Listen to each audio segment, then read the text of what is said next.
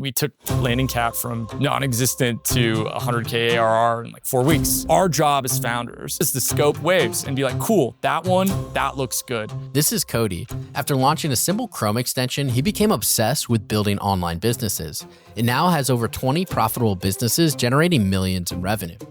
The crazy part is, these businesses are all just simple offerings on top of huge demand. So much so that his small Chrome extension side project still funds his monthly rent today. It does around, like on average, around like 8 to 9K a month. It is literally a data extraction tool. Helps you just like pull data, like basically get it out. During the holidays, it bumps, it'll do like 14 to 15 grand a month, like November, December, January. Cody's model is simple. Build businesses on top of rising trends, always backed by data. People are buying like 3 things. It's either they're buying time back, they're buying money back, or they're buying status. I'm gonna try 100 things. We're gonna see that 3% of that worked. I'm gonna put all of our resources, the time, money, and mental energy into those things. He continues to quickly launch businesses, and his latest venture just hit 100K annual recurring revenue in only 4 weeks.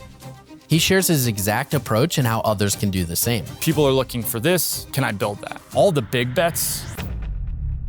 I flew out to Denver to sit down with him and learn his data-first approach to finding huge business opportunities without any other special skills, all of his favorite tools and resources he uses on his own businesses, and his exact playbook he uses to launch successful products in weeks. Let's dive in. Cody, dude, thanks for having us at your house. Dude, stoked to have you. / office. Yeah. So you do so many interesting things on the internet. Let's just dive right in. Can you talk about how you first made, 10K MRR in a couple weeks? So the company was called Draft Horse AI. We built it as an internal tool for ourselves initially. Found all these long tail keywords related to our product, which is called Swell AI. Talking about it in public on Twitter, people were like, hey, I want to buy that thing. And so naturally, the capitalist that I am, we're like, cool, we'll have it live in 3 days. And so we spun it out over a weekend, ended up going viral. There's so many of these now. Like we rode this initial wave that was happening. And there's actually way better ways to do this now. How we took it to 10K MRR in 30 days. So later on some cold email, later on some paid ads on top of it. That was really it. You said you were messing around a while ago and built a Chrome extension that still pays your rent today. Yeah, totally. Yeah. So it's in the e-commerce space. So it's super cyclical. But it does around, like on average, around like 8 to 9K a month. It is literally a data extraction tool. Helps you just like pull data, like basically get it out. During the holidays, it bumps, it'll do like 14 to 15 grand a month. Honestly, the first kind of foray into software was really that. And opened my eyes for like, oh, if you have just a small tool that solves a huge problem, it can, people will pay for that. Right. Then you just layer on like funnel and marketing. How did you like spot that problem? Honestly, it was my own challenge. So I was selling a bunch of print-on-demand products across Etsy, across Amazon, across Redbubble, basically anywhere I could get my greasy hands on. We were doing stuff, and my background was in like data analytics. So I would go and I would basically scrape all the platforms, but find best-selling products, do remixes of them based off of like the keywords and how they looked aesthetically, et cetera. And so then this tool was a way to analyze basically like recurring purchases and understand like who my like best customers were and how could I then go and sell them more on, like get them off platform onto an e-commerce channel. So, getting them into Shopify, et cetera. Solved my own problem, wrote a blog post about it, had a person message me on Facebook. Again, this was like 2015, 2016. We're like, hey, can you do this, but for me? And I was like, yeah, we'll have it live in 7 days. So I called everybody I knew that like could program, because at that point I was pretty non-technical. I was, very much a marketer and understood like, I could write Python scripts, et cetera, but I couldn't build a product. Hacked it together, got it out, got first paying customer, and was like, all right, this is the craziest thing I've ever seen. Like you're selling no physical product. It's just pixels that you're moving and you get paid for that. And so, I was addicted, right? I was just junkie, so. You take a unique approach in terms of how you look at small bets versus big bets, and how you have this massive bias towards action to tinker in with a bunch of stuff. And then once something works, like double, triple down. You describe these levels. Maybe if we start off with this first level of somebody who's watching this video, they're maybe working a full-time job. They just want to get something to replace their income. Let's just call it 10K MRR. What opportunities do you see right now for someone? Quit your job, first off. Second, the easiest ways to go about this right now are typically productized services that are powered by some type of AI tool. So we'll break down what that means. So what I would go do is try to learn some type of skill set that is not geographically constrained. So anything that you can do on the internet. I think that's the first thing. find some skill, double down. What I always advocate for is like everything that you learn, just literally make a YouTube video of that exact thing and put it on your channel and put it in public. Through that alone, you're going to solve the cold start problem of how do I get distribution for the skill that I'm trying to sell. So once you've done that, you're going to naturally start getting inbound. You know, say you're in the Google Ads thing, right? You could do Google Ads for automotive shops, right? And then Fred is going to come and he's going to be like, watch this video. And he's like, I don't want to do this. I don't want to spend the time thinking about this or managing this. Can I just go hire this person? Boom, you have your first customer. But say, you know, you charge $3,000 a month, you're trying to get to 10K MRR, you know, 10K recurring revenue. All you need is 3 clients, right? Like if you make a video a day with like Google Ads for automotive, Google Ads, whatever that is, and you do that for 90 days straight, like I guarantee you, you can get, you know, 3 people to pay you $3,000 a month. There's another path that you can go down if you are more of like you have programming experience, and the Chrome extensions one is like a classic, just easy win. Anything that is data extraction, that is like a perfect Chrome extension. There's this one, it's called Email Extractor. I'm obsessed with it. I have been for like 10 years because it's just amazing to me. And like it has 300,000 monthly active users, and that thing probably, I mean, I'm just throwing out numbers, can easily probably make $2 million a year, right? So say you're someone that's interested in making a Chrome extension, how would you like look at search data, or how would you approach that? You could either go and use a tool like SEMrush or Ahrefs, find all of the long tail keywords that are related to like Chrome extension scraper or Chrome extension extractor. The scraper or extractor words that has a high search intent for this is like, I'm trying to get this outcome to occur. You've already done market validation. And I think this is a thing that a lot of people mess up with when they initially start their first company. They try to invent something new. And this is actually the worst thing that you can do. The best thing that you can do is pick a play that's already been ran before, and then you just execute on that. And you're going to get way more experience. It's going to be a way faster success. You're just going to get to success way quicker. And then the pushback I always get immediately when I say that is, well, there's already people doing this. Like, there's no way. And I'm like, yo, there's 100 window washing companies in my city, and they're all making money at different levels, but they're all successful. So why are we thinking about internet businesses in a different way than that? They should be approached in the same kind of mindset, in my opinion. Right. For whatever reason, when someone says internet, they're like, oh, I should have thought of that first. I'm late. But like any physical product, I feel like they've been brainwashed, you know? Like it's like they've been brainwashed that it's a winner take all. And in reality, that's not the case. Like think how many email sending companies there are. Like MailChimp, Klaviyo. I mean, Beehive is moving into that market and taking over more market share. They're all having different levels of success. It just depends on the wedge that you get into that space. You're very well versed and all like, okay, this is specifically how I would do this and I would use this tool. Can you just like walk through how you would maybe scrape Google Maps and like what would you do? Yeah, first thing I would do, so I would go and I would find, say we're just using the auto body shop again. You can go to Fiverr, you can pay a guy in Pakistan like $20, he's gonna go scrape 100,000 listings for you, right? Tell him, hey, I want everybody with auto body shop in their title. That's one way.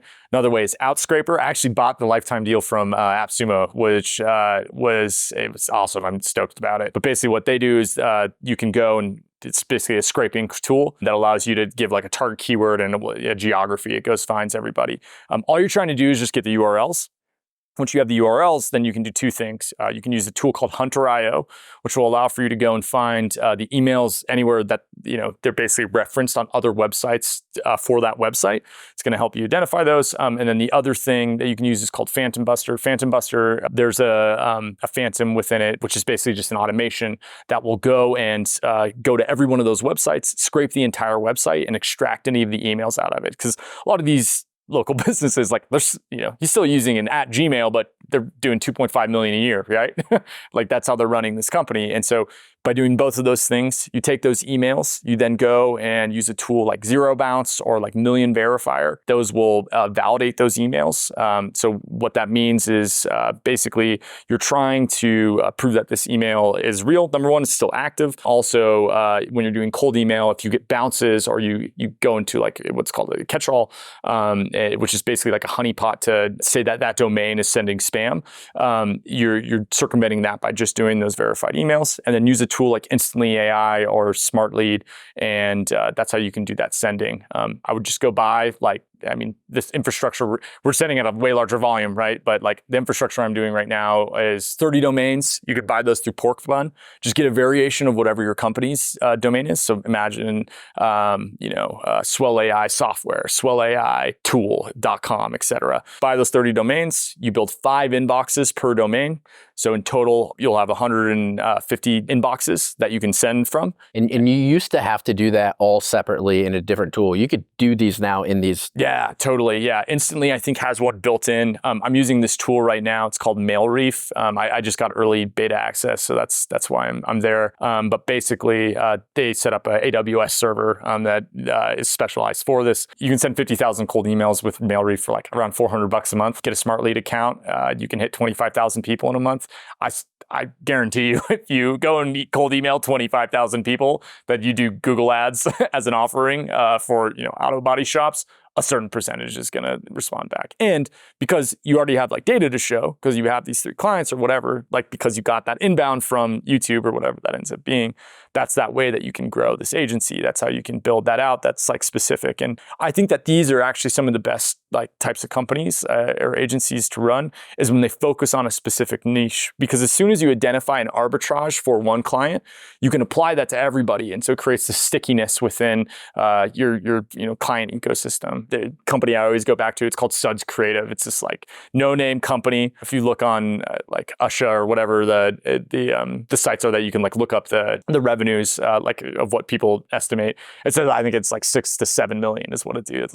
I know it's like double that because I have a friend that worked there, and all they do is just basically digital marketing for car washes. That's their entire game plan, and it's probably doing 15 million a year and an 80% margin with like 50 employees. Like half of them are offshore. I mean, this is the game you can play now, and I think anybody can go and do this because really the pandemic like changed all of how people are willing to be sold. Like I'm way more willing to buy. If you've got a good mic, a good camera, and good lighting, like I trust you now because like I've kind of been trained over the last 4 years that this is how like we basically purchase things. So can you maybe talk about how you look at building businesses in general, of like starting with these, having them cash flow, and then building other businesses? One of the themes is you just don't know what those clients' like problems are going to be. And so getting really close to an automotive shop or a car wash shop, maybe that uncovers the idea for a SaaS versus just like, oh, maybe I'll randomly come up with an SaaS idea. I was working at this company called Rupa Health. I was like employee 6 there. We ended up taking it from like it was a $20 million valuation to 110 in about 6 months. It was insane. It's a marketplace for like lab test ordering. We realized that like content was going to be this way that we were going to have to sell to this audience. So we spun up a podcast, we spun up a live class series, all this other stuff. But the whole purpose with that was like, hey, we could build this long form piece of content and then chop it up into all these small bite-sized pieces that we could distribute across all the platforms. And like, it's a perfect example of like, oh, when I solve problems for like these, whatever it is, I was just going back to like biology. Like atrophy is actually how things die. If you just keep moving, you are 100% going to figure something out. The only reason they die is because they stop existing. That first company we were talking about, that was like still like $9,000 a month, right? If I stopped that month too, because it was only doing like $300 a month, none of the benefit that has happened in the last, 6 years of existing would have ever happened. And so like these things can limp along too. They don't have to be these like, I don't know. I just have a different view on this of like how like all the bets also compound on each other. I kind of think about like I have these small bets that I know are like easy wins. And then I have these like, almost like black swan events that I'm like trying to bet on of like, cool, can I like make this huge platform or like this thing that's in a mass market with a huge TAM that I can approach? All these other things, like I'm gonna live a good life no matter what. But if this thing hits, like one of these big bets hits, it's game over. Like I just made it so my kids have to kids have to go to therapy because they went to private school for too long and don't know how to interact with the real world. So what are some of those bigger bets that you're placing right now? Yeah, the biggest, or what I'm really excited about is this new company we're building called landingcat.com. We basically build out collection landing pages for Shopify, or they're called category pages for WordPress, based off of the company's product catalog. So traditionally, like you'd have to go and do this all manually. We built this tool set that allows for us to like index an entire product catalog. We then can take that whatever that product catalog is. We go and find all the long tail keywords related to that product catalog. And then we can programmatically generate these landing pages, these collection pages based off of the product catalog and then those keywords. We basically do that matching process. And how do you go about launching something like that? Yeah, so I did it on Twitter. I called some friends that own e-commerce companies. And basically was just like, hey, we're doing this thing. I don't know if it's going to work. Can we run some tests and see what happens? Got initial great data. And again, this is like comes back to like when you've done these other things and you have that history, you have all these doors open that you never would have previously, right? Like we took landing cap from non-existent to 100K ARR in like 4 weeks. And like the only way that you could do that is if you had like all of these relationships. 4 weeks? In 4 weeks, yeah. I just had a call this morning with like a huge, conglomerate out in New York. They're a holding company for like all of these like classic brands. And they're like, yo, this is a massive issue, right? Because like they're just trying to get as much basically traffic as they can to the site because they know that like directly translate into purchase revenue, it translates into emails that turn into email revenue pipeline through Klaviyo or whatever they're using as their tool set. That's what I get most excited about is when you're talking to these companies that are like, yeah, this is a massive problem that we're facing and you can solve it in a way that's like way less, it's painless basically in comparison to what they're doing currently. So what about progressing along to 20K, 50K? What are some of the business ideas you have for those people? Yeah. I think there's a huge opportunity right now in like anything related to content repurposing for founders or for companies. 2 examples that I think are just ripe for the taking are one is basically doing like unlimited webinar repurposing for any B2B company. So like if you look at the data, it's like 80% of B2B companies do webinars. It's just nuts, right? Like it's like almost all of them. So if you just cold email like every person like that has a marketing job title, right? And you're like, hey, we do unlimited webinar repurposing. We'll turn it into ebooks. We'll turn it into white papers. We'll turn it into blog posts.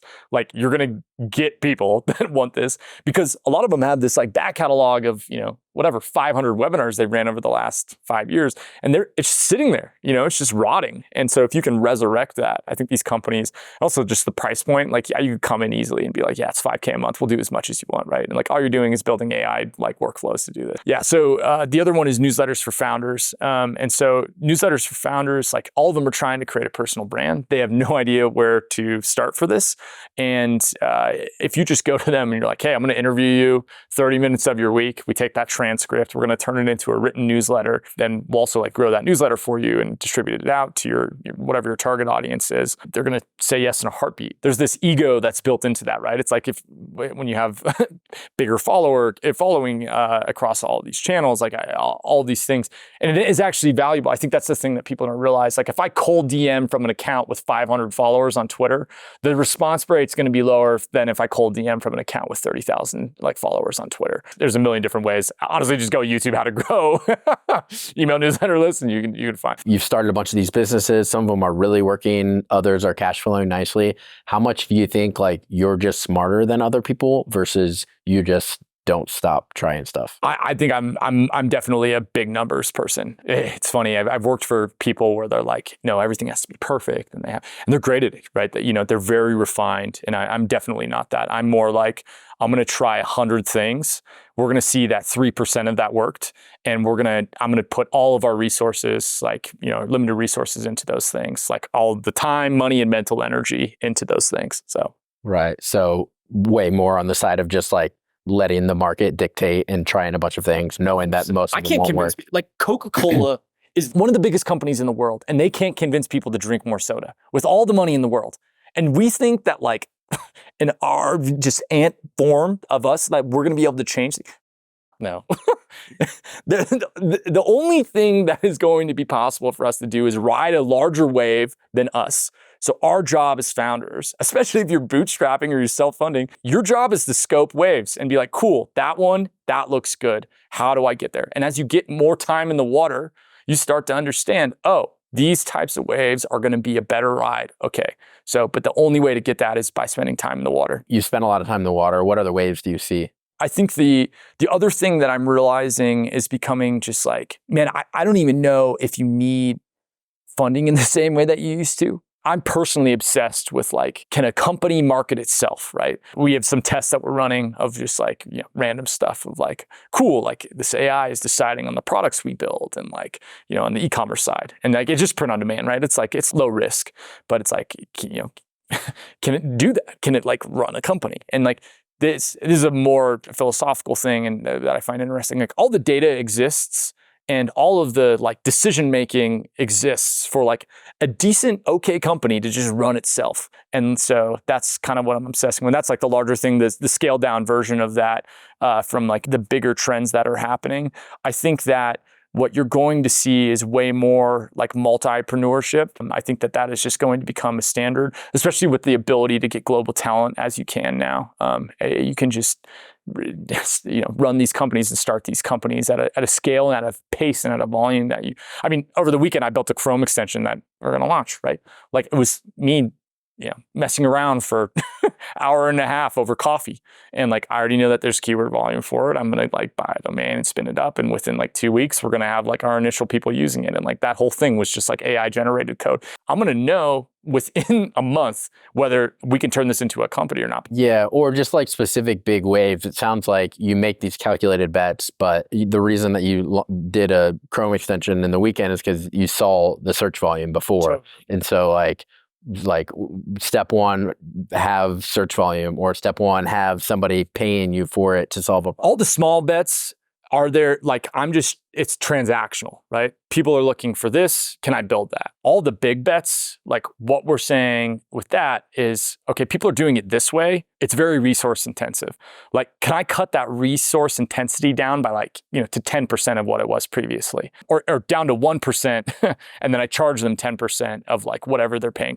Like for example, if somebody's, if say they're investing $300,000 a year into whatever activity that they're doing, maybe it's salaries, maybe it's software, all these other things. If I can go to them and be like, yo, I'm going to charge you 30 grand and we're going to be 10x better, like they're going to say yes every time. And then your job is just, how do I get in front of them? How do I figure out how to get in front of them? So right. So constantly testing different offers and then figuring out ways that you could fulfill that. For sure. Yeah. First off, you're an idea machine. And so let's just rattle off a few more of these. I think it's really helpful, just the heuristic of, I think you've said, just find wealthy people or find business owners. Like can you walk through a few examples of where you can maybe find those people? You can find literally the zip codes of the wealthiest people in like every area in the United States, right? So like number one, you already know where they live.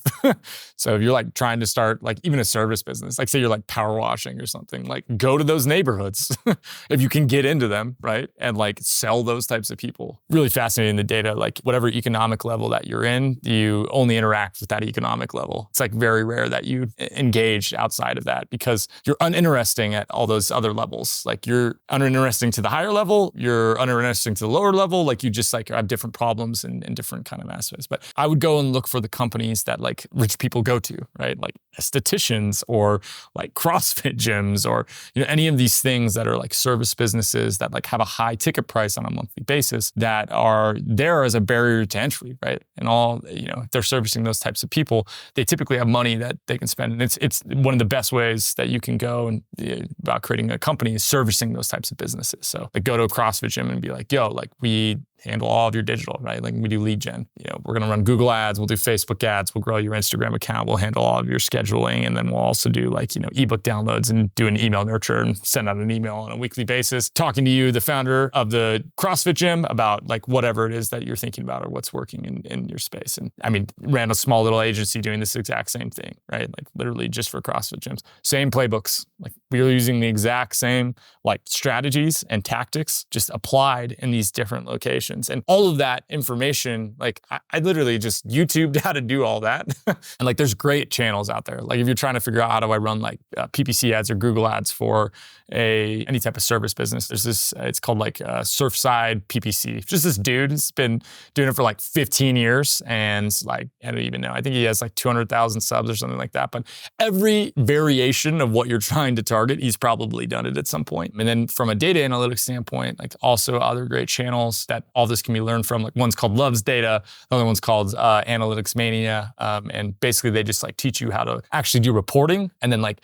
share that information back to your client. And I think that's the thing that most people mess up on when they're initially starting these agencies is like, how do I create a North Star metric and get buy-in from the clients so that we're both on the same page of this is our measurement of success, everything else is superfluous, and then just constantly, basically report on that information. Earlier, we were talking about like just different potential clients or opportunities, and we're talking about farmers a little bit. What do you think there's an opportunity having farmers be your client? Totally. Like anybody that has a ton of capital.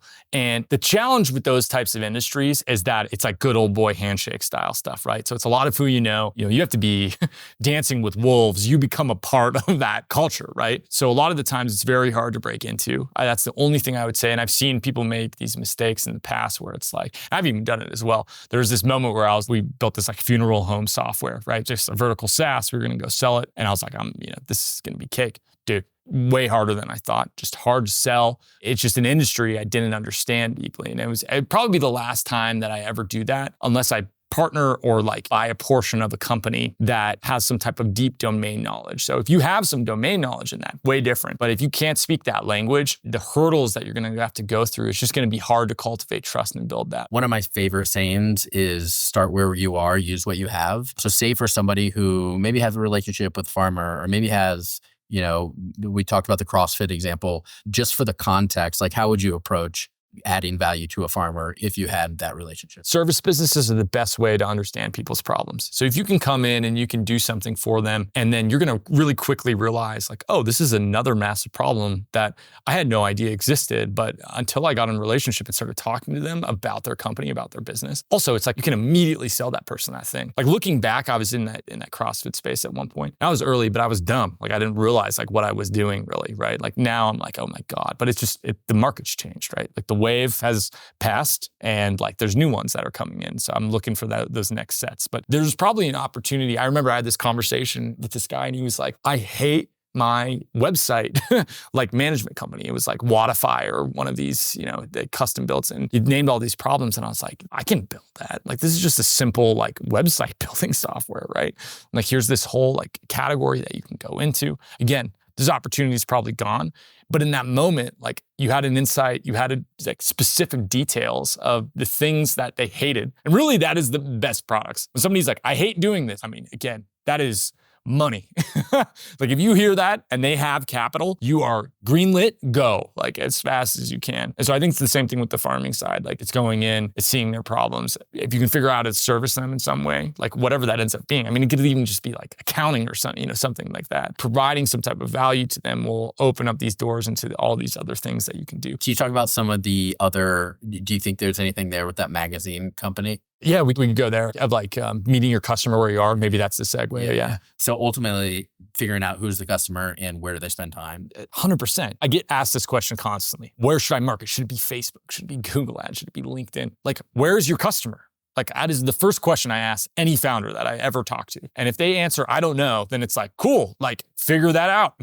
Once you have that figured out, be in front of them every day, every week, every month, indefinitely until the company dies. Like you want to build a brand, that is the only way that I've ever seen people do it, is you have to show up where they are on a consistent basis. Like we saw for this trailer company, like all these farmers were out and they were out of self-service, right? So like it was just very hard to get in front of them. So we started doing research for the client, realized that, oh, this gas station is where they hung out.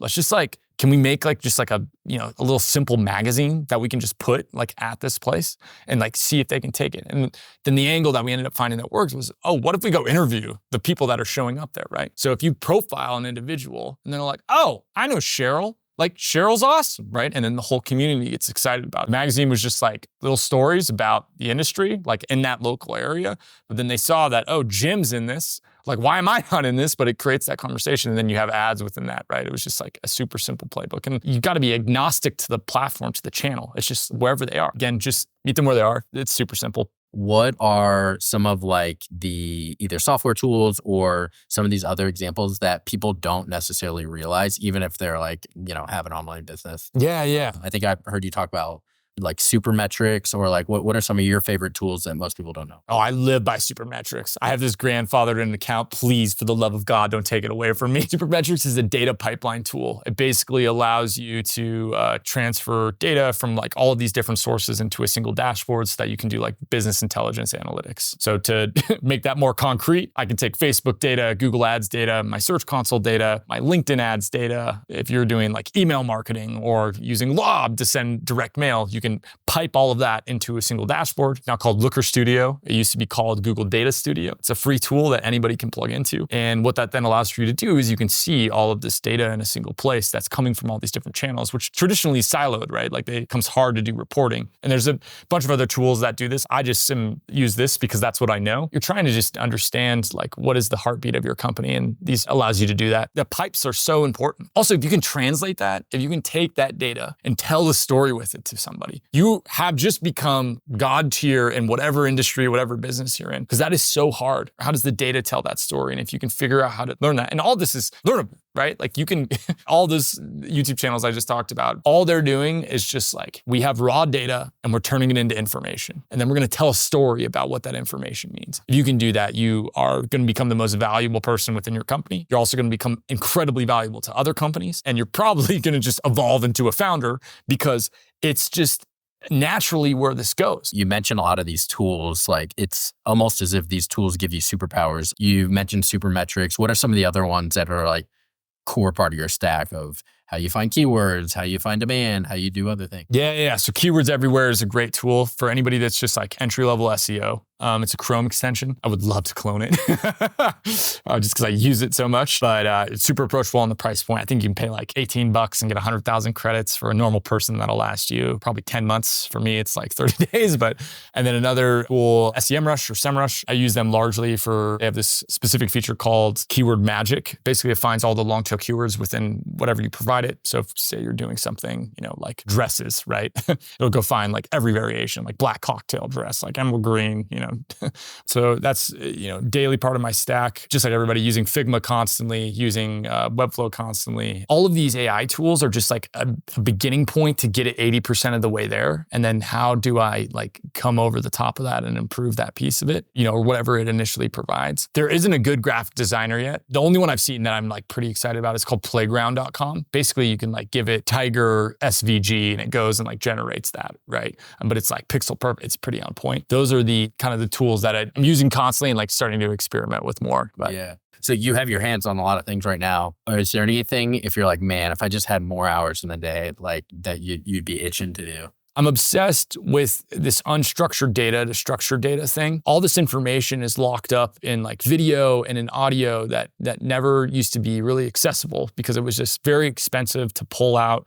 Really, the transcripts is really what it came down to. An example is horse betting. So my brother is like a degenerate gambler. He's a G, I love him. Basically, to find like arbitrage within that, you have to understand all of the kind of information about the course and the horse and all this other stuff that's going on.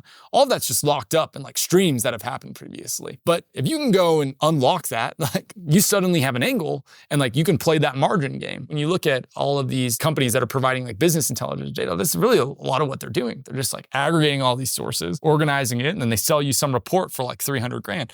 AI is unbelievable at taking unstructured things and then structuring those. And so this is like, again, a larger idea, not so much of a concrete one. But if you can find any of those types of industries that were like all this, almost like a mess of information, and then how do I organize that? How do I turn that into structured data that I can use and then analyze? That's where the billion-dollar companies are, in my opinion, over the next 10 years. Right. And then maybe just quick rapid fire, a few low-hanging fruits. I think you've talked about QuickBook apps. Yeah. Like any other like things like that where there's just like high probability of success. I think that any large product that has an app store, like massive opportunity still to this day. WordPress plugins are still a massive one, right? Like just the other day I saw like the search volume or like WordPress banner, and there's like exact match domains that you could go buy. And an exact match domain, what that means is like there's a keyword that somebody's searching, like a keyword phrase, and you can go find that exact domain to purchase, like the .com.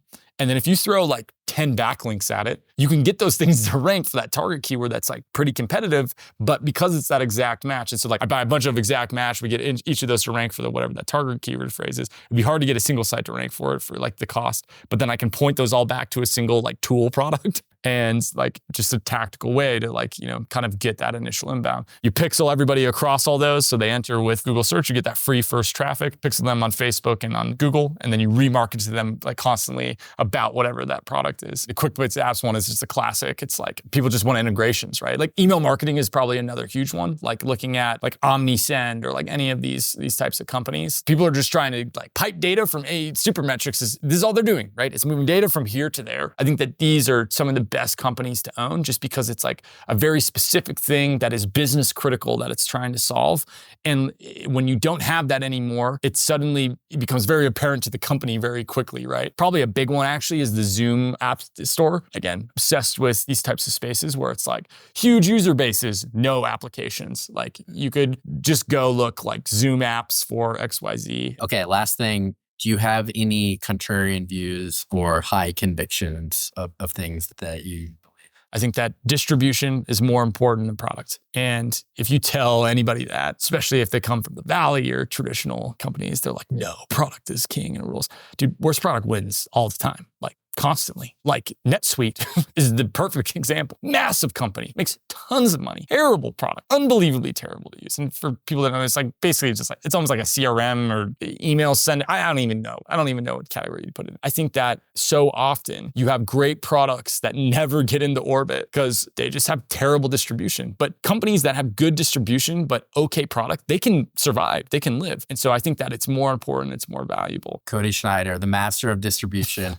Where can people check you out? Any final message that you want to give the viewer who loves these ideas and wants to apply them for their own business? Yeah. So active on Twitter and LinkedIn. Those are probably the two places on the social side, and my YouTube as well. If you Google my name, I should come up. If I don't, I'm really bad at my job. The final thing that I'll say is like, just start the thing, like literally today, like right now. Like whatever that thing is. And it can be small. Like it's like literally just like go learn something on YouTube and then whatever you just learned, teach it and record that like in a Loom video. That's a business. And if you do that for 180 days, like you will get enough subscribers, you will get enough views that you will make revenue off of that YouTube channel and you make your first dollar online. And that's just a gateway drug. Like that is actually the gateway drug to all of this is like that first time that you get paid from some random stranger or random thing on the internet. Like you're done. It's game over. So start the thing right now. Thanks, awesome. Cody. Dude, thanks for having me. Yeah, check them out.